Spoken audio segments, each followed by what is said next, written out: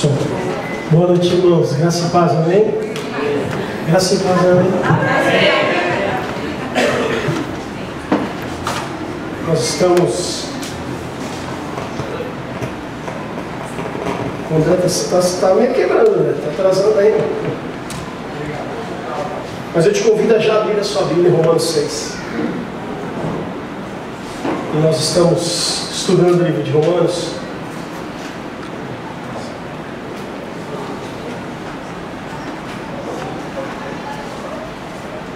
Essa carta de Paulo a essa igreja lá em Roma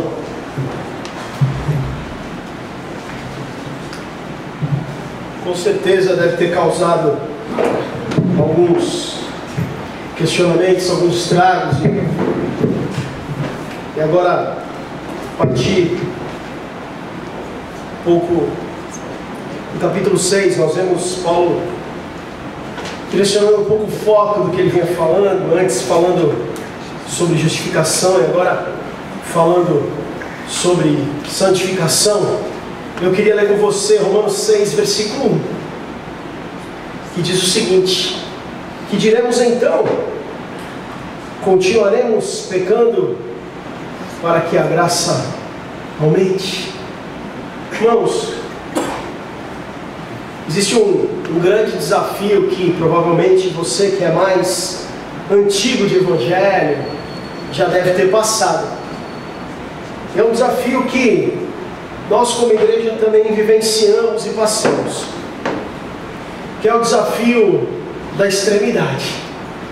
E essa extremidade, ela tem um polo, o legalismo, e ela tem um outro polo que Warren Wiersbe chama de licenciosidade. Legalismo contra a licenciosidade. E Paulo começa então falando, vamos continuar pecando para que a graça aumente. E eu fiquei pensando, irmãos, que coincidentemente hoje é o domingo da ceia. Eu fiquei pensando então no pão, fiquei pensando no cálice, fiquei pensando no sacrifício de Cristo, que veio fazer justiça por nós, veio nos justificar. Fiquei pensando na morte desse Filho de Deus, que era santo, que não tinha pecado, o único que poderia nos julgar, veio ao mundo para nos salvar. E fiquei pensando em tudo isso, na lembrança que temos dessa mesa. E é importante a gente sempre comemorar, porque esse pão que representa o corpo de Cristo que foi machucado, o cálice que representa o sangue de Cristo que foi derramado, vertido na cruz por mim e por você. Nós olhamos isso e lembramos que a morte não pode deter-se. Jesus. Lembramos que trazemos essa memória, esse momento nessa noite, mas o Cristo que morreu está vivo, está presente aqui. Mas eu fiquei pensando que o que trouxe Cristo até o mundo para morrer em nosso lugar foi a questão do pecado. Essa questão começou lá atrás, lá em Adão, que vivia num lugar muito bom, ele tinha tudo, ele tinha a companhia diária de Deus, e ele resolveu tomar o seu próprio rumo e pecou. E quando ele peca, tudo muda. Se você, como eu, não gosta de trabalhar, a culpa é de Adão, porque é por causa dele que nós trabalhamos. Porque seria muito diferente, nós estaríamos lá naquele jardim, aproveitando todas as maravilhas que aquele lugar tinha. E Paulo fala então, Deus mandou Jesus morrer por vocês, vocês estão livres do pecado, vocês foram justificados, não há sentença contra vocês, a dívida foi pregada na cruz, e agora? Vocês vão continuar com a cara de pau e vão continuar pecando? Paulo desejava que compreendêssemos algo bem básico. Essa compreensão, irmãos, depende desse aprendizado cristão.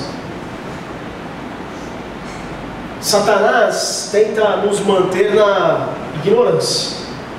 Quando ele consegue isso, ele impede que nós tenhamos qualquer possibilidade. E quando nós vivemos na ignorância, nós nos identificamos lá com Adão, no pecado, na condenação. Mas agora, irmãos, nós somos identificados não mais com Adão, mas nós somos identificados com Cristo. Identificados na justiça, identificados na justificação, identificados na paz com Deus. Mas Jesus, Ele não apenas morreu por nossos pecados, como também morreu para o pecado. E nós vamos entender, irmãos, que como Cristo morreu, nós também morremos. Nós também morremos com Ele. E se Ele morreu para o pecado, nós também devemos morrer para o pecado. Até agora nós vimos estudando e entendendo que Cristo morreu por nós, entendemos essa substituição, celebramos isso através da mesa nessa noite. Agora, além dessa substituição, esse sacrifício de Cristo nos dá uma identificação. Ele morreu por nós, irmãos, e nós morremos, devemos então morrer junto com Ele. Ele morreu por nossos pecados e também morreu para o pecado, então nós devemos também morrer para o pecado. Na cruz Ele pagou o preço do pecado, e além de pagar o preço, Ele acabou com qualquer poder que o pecado poderia ter sobre as nossas vidas. Essa justificação pela fé não é apenas, irmãos, uma questão legal entre Deus e nós, mas ela se torna então um relacionamento vivo, porque o pecado não tem mais nenhum poder sobre nós, o diabo não tem mais nenhum poder sobre nós. Nós estamos em Cristo e somos identificados com esse Cristo. A morte de Cristo significa essa vitória sobre o pecado, a vitória sobre a morte. Nós morremos também. Quando Ele ressuscitou, nós também ressuscitamos com Ele. Efésios 2, versículo 1 a 10, diz o seguinte: vocês estavam mortos em suas transgressões e pecados, nos quais costumavam viver, quando seguiam a presente ordem deste mundo, e o príncipe do poder do ar, o espírito que agora está atuando nos que vivem na desobediência. Anteriormente, todos nós também vivíamos entre eles, satisfazendo as vontades da nossa carne, seguindo os seus desejos e pensamentos. Como os outros, éramos, por natureza, merecedores da ira. Todavia, Deus, que é rico em misericórdia, pelo grande amor com que nos amou, deu-nos vida juntamente com Cristo, quando ainda estávamos mortos em transgressões. Pela graça, vocês são salvos. Deus nos ressuscitou com Cristo e com Ele nos fez assentar nos lugares celestiais em Cristo Jesus, para mostrar nas eras que hão de vir a incomparável riqueza de sua graça, demonstrada em sua bondade para conosco em Cristo Jesus. Pois vocês são salvos pela graça, por meio da fé. Isso não vem de vocês, é dom de Deus, não por obras, para que ninguém se glorie, porque somos criação de Deus, realizada em Cristo Jesus, para fazermos boas obras, as quais Deus preparou de antemão, para que nós a praticássemos. Em função dessa ligação que nós temos viva com Cristo, nós devemos nos relacionar de uma maneira totalmente diferente do pecado. Paulo está dizendo aqui na carta Efésios: antes vocês tinham uma natureza diferente, vocês eram merecedores de ira, mas todavia Deus, que é rico em misericórdia, muda tudo, e faz isso pela graça. E essa graça que cantamos, que é a graça que um dia vai nos levar a estarmos na eternidade com Ele, de graça. Bondade dele manifesta conosco, graça por meio de fé. Irmãos, essa nossa ligação com Cristo deveria fazer com que nosso relacionamento com o pecado fosse diferente. E a primeira maneira de nós nos relacionarmos com o pecado está em Romanos 6, versículo 2 a 5, que diz o seguinte: de maneira nenhuma nós, o que morremos para o pecado, como podemos continuar vivendo nele? Ou vocês não sabem que todos nós, que fomos batizados em Cristo Jesus, fomos batizados em sua morte. Portanto, fomos sepultados com Ele na morte por meio do batismo, a fim de que, assim como Cristo foi ressuscitado dos mortos, mediante a glória do Pai, também nós vivamos uma vida nova. Se dessa forma fomos unidos a Ele na semelhança da sua morte, certamente o seremos também na semelhança da sua ressurreição. Paulo está dizendo: ó, vocês estão mortos para o pecado, vocês não devem viver mais para o pecado, vivamos uma nova vida. É o que Paulo está dizendo para aquela igreja em Roma, e ele usa a ilustração de Paulo, a ilustração do batismo.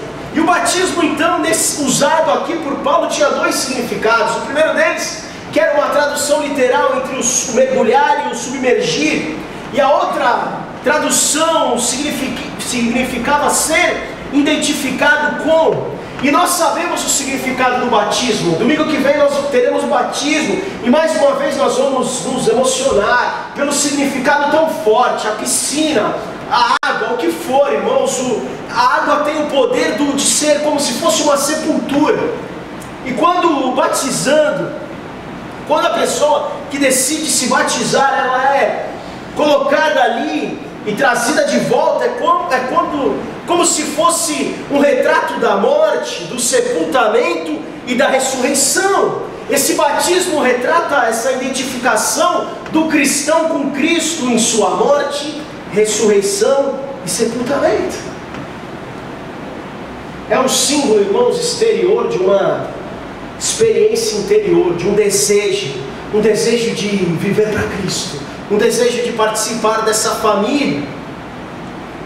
Essa imersão, irmãos, retrata a obra do Espírito Santo, que nos identificou com Cristo, a sua morte, sepultamento e ressurreição. Significa que o cristão se relaciona de forma diferente com o pecado.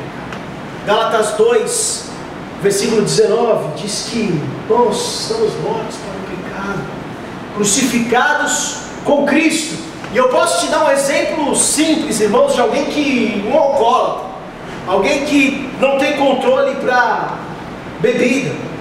Você sabe que o alcoólatra, considerado um alcoólatra, é alguém que bebe 200 ml de uma bebida todo dia. Não é um bêbado, não. Tem cara que não fica bêbado, mas é alcoólatra. E o alcoólatra, ele continua bebendo. Ele só para de beber, sabe quando, irmãos? Quando ele morre, no sentido físico. Porque quando ele morre, ele não pode mais ver, provar, sentir o cheiro, desejar o álcool. E Jesus está dizendo isso para nós: ó, é essa morte que vocês precisam entender e viver isso. Vocês precisam viver mortos para o pecado, não desejar mais permanecer no pecado. Não estamos apenas mortos para o pecado, irmãos, mas nós vivemos em Jesus Cristo, que nos dá força para ficar longe do pecado, para fugir do pecado, é viver a nossa vida em Cristo Jesus, é termos o Espírito Santo que habita em nós, é andarmos em novidade de vida, uma vida nova. Estamos crucificados com Cristo, logo já não somos eu e você que vivemos, é Cristo que vive em nós. Vivo pela fé no Filho de Deus. O que acontece é que muitos de nós andamos como em cima do muro.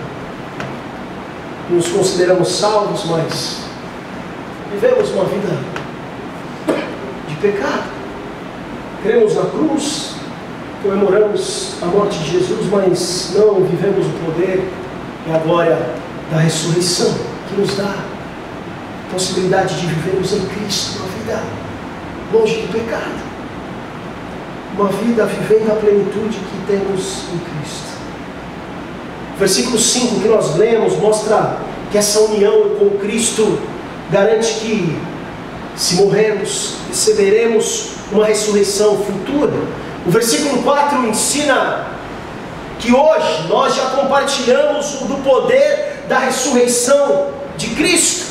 E Colossenses 3, versículo 1 a 3, Paulo fala sobre isso. Portanto, já que vocês ressuscitaram com Cristo, procure as coisas que são do alto. onde Cristo está sentado à direita de Deus. Mantenham o pensamento de vocês nas coisas do alto, e não nas coisas terrenas, pois vocês morreram, e agora a vida de vocês está escondida com Cristo em Deus. Ei! Nós queremos o benefício do perdão de Deus.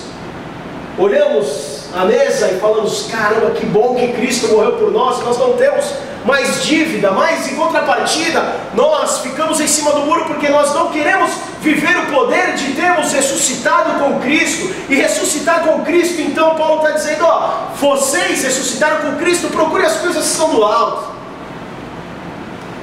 Mantenha o pensamento nas coisas que estão lá no alto, não nas coisas terrenas. A vida de vocês está escondida em Deus.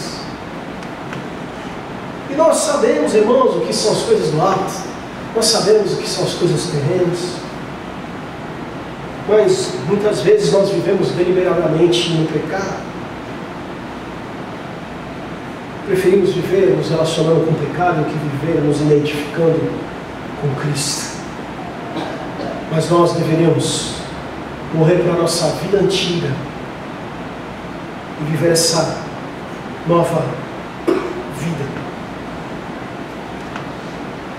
Estamos mortos para o pecado.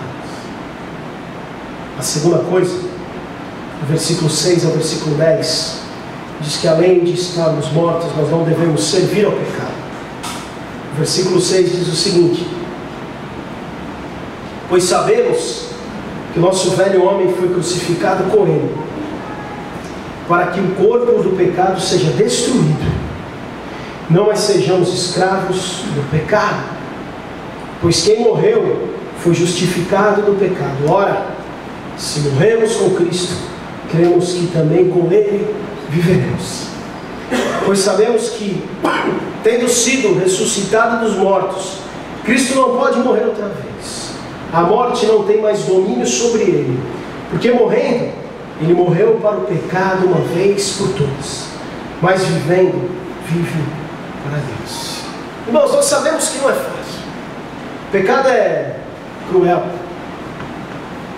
E o corpo humano muitas vezes deseja ser controlado pelo pecado e não ser controlado por Deus. O homem vem de uma natureza caída que começou, como dizer, falamos lá em Adão. E se não for transformada por esse poder da ressurreição de Cristo, pela conversão, dá um pecado, irmãos, um ponto de apoio a cada dia.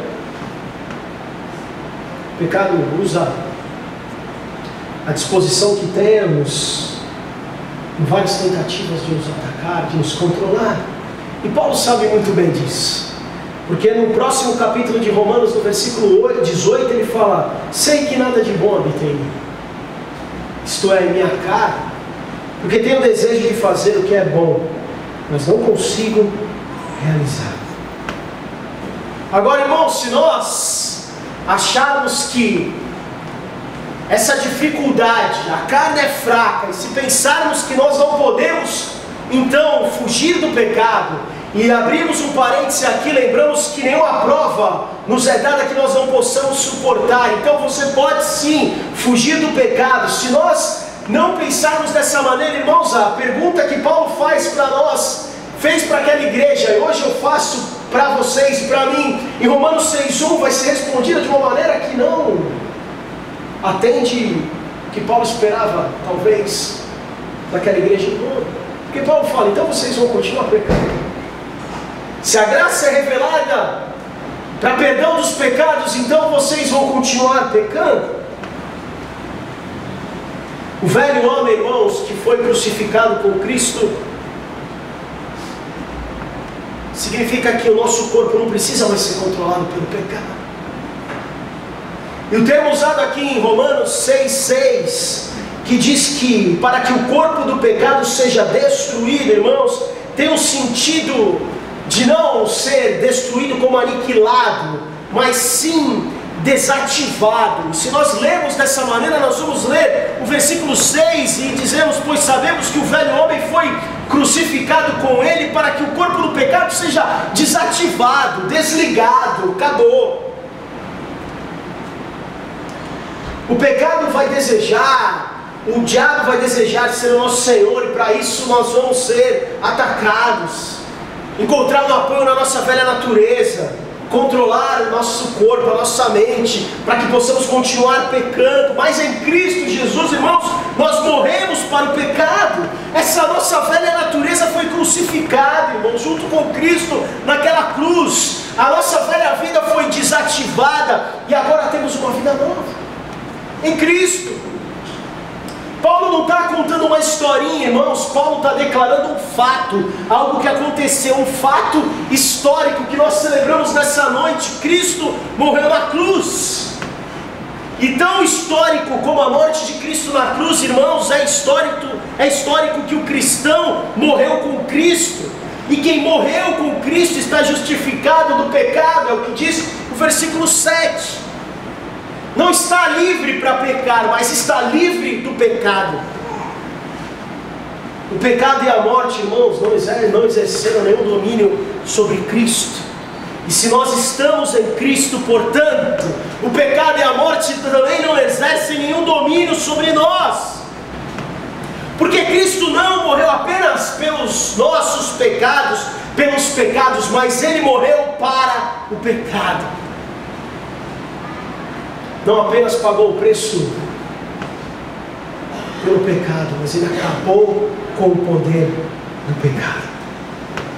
Foi isso que Jesus fez na cruz, para que eu e você pudéssemos ficar longe dessa natureza carnal, para que eu e você pudéssemos ficar longe do pecado. E aí nós podemos voltar até Romanos 5, versículo 17, e dizer, e pegar a parte do versículo que Paulo falou, por meio de Cristo vocês vão reinar em vida. E vocês vão reinar em vida porque o pecado não controla mais a vida de vocês. O pecado não vai controlar mais a vida de vocês, porque além de vocês não terem mais nenhuma dívida, além de a justiça ter sido feita, vocês vivem agora para Cristo, vocês vivem uma nova vida. O pecado não tem mais nenhuma influência sobre vocês, vocês estão livres. Nós somos livres do pecado. Celebramos nessa noite a justiça que foi feita e nos deu a possibilidade de não termos mais nenhuma dívida. Agora a pergunta de Romanos 6, versículo 1 continua e deve continuar soando nas nossas mentes todos os dias. Que diremos então? Que diremos então? Que faremos então? Como viveremos então? Continuaremos pecando para que a graça aumente? Nós vamos continuar pecando, irmãos? Ou nós vamos lutar contra o pecado, vamos viver para Cristo? E eu pensava na mesa, eu pensava no sacrifício de Jesus, que veio até o mundo para morrer por nós. Não tinha nenhum pecado, tanto que a morte não pôde deter. Não tinha nenhum pecado, veio até o mundo, morreu por nós. Deus Todo-Poderoso mandou o seu único Filho para poder pagar a paga que era nossa, para que fosse feita justiça. E olhando essa mesa, lembrando de todo o sofrimento de Cristo, lembrando do sacrifício de Cristo, lembrando de tantos outros heróis da fé que sofreram, que morreram, para que hoje nós pudéssemos estar aqui, ouvindo essa palavra, cantando, louvando o nome do Senhor, tendo liberdade de nos reunir. O que nós diremos então? O que nós faremos então? Continuaremos pecando para que a graça aumente? Esse é o desafio para cada um de nós. Esse é o desafio de Paulo em Romanos 6.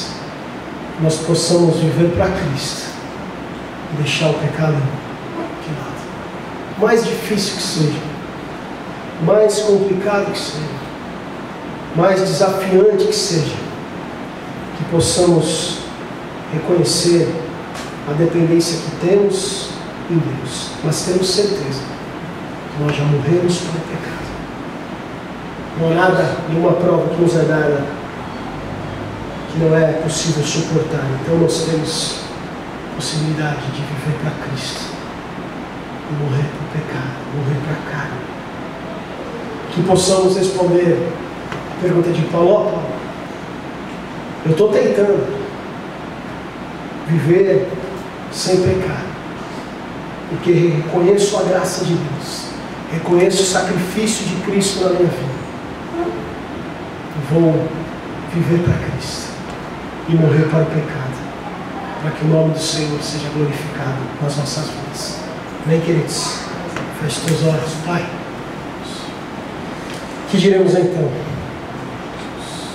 Possamos dizer que vivemos uma vida em Ti. Possamos dizer que vivemos para a glória do Teu nome, fugindo do pecado, fugindo daquilo que nos afasta de Ti,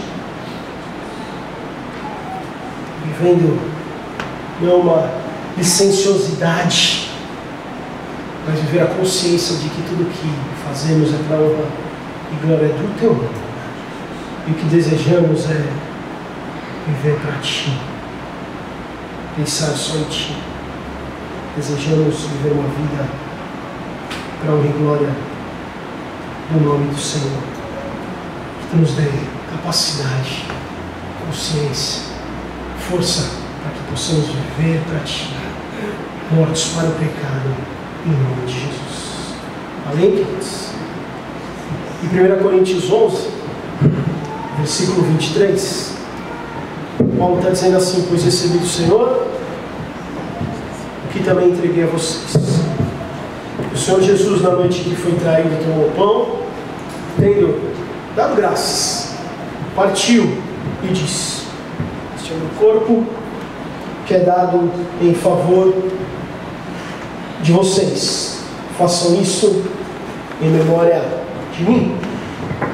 E da mesma forma, depois da ceia, disse: este cálice é a nova aliança do meu sangue. Façam isso sempre que o beberem, em memória de mim. Porque sempre que comerem deste pão e beberem deste cálice, vocês anunciam a morte do Senhor, até que Ele venha. Nós temos a oportunidade de participar da ceia como uma das ordenanças deixadas por Jesus para nós. E a segunda ordenança que teremos no domingo que vem, quando teremos o momento do batismo. E quem pode participar? Participa aqueles que reconheceram Jesus como seu único e suficiente Salvador, e nesse momento recebem o Espírito Santo de Deus na sua vida, e nesse momento reconhecem então que querem uma vida com Cristo, reconhecem então que morreram, mas foram ressuscitados com Cristo. E se eu reconheço então que Cristo é Senhor da minha vida, eu não tenho por que não expressar isso publicamente, então me batizar e entrar nessa sepultura de água e reconhecer que estou morto para o pecado, para o meu eu, e agora saio vivendo para Cristo. E faço isso de uma maneira exterior, reconhecendo um desejo de mudança interior. E se creio em Cristo e se sou batizado, não há por que você não fazer parte de uma comunidade, de uma igreja, para que você possa ter irmãos que te apoiem, para que você possa ser fortalecido através da palavra de Deus, para que você possa caminhar. Se temos essas três coisas, podemos participar, nos examinando, como é o conselho de Paulo, mas nos examinando nessa noite e reconhecendo que essa graça nos alcançou, nos alcança, e é dessa maneira, reconhecendo que somos pecadores, mas que vivemos para Cristo e vivemos nesse desejo de não pecar, é que participamos nessa noite, porque somos alcançados por essa graça que foi demonstrada de uma maneira escandalosa lá na cruz, através da morte de Jesus, que fez com que você estivéssemos livres do pecado, para que possamos viver para Cristo. E nós vamos fazer isso nessa noite, relembrar o sacrifício de Cristo e celebrar a sua ressurreição, e celebrar essa graça que nos alcança. Para isso eu queria chamar aqui o Amaro.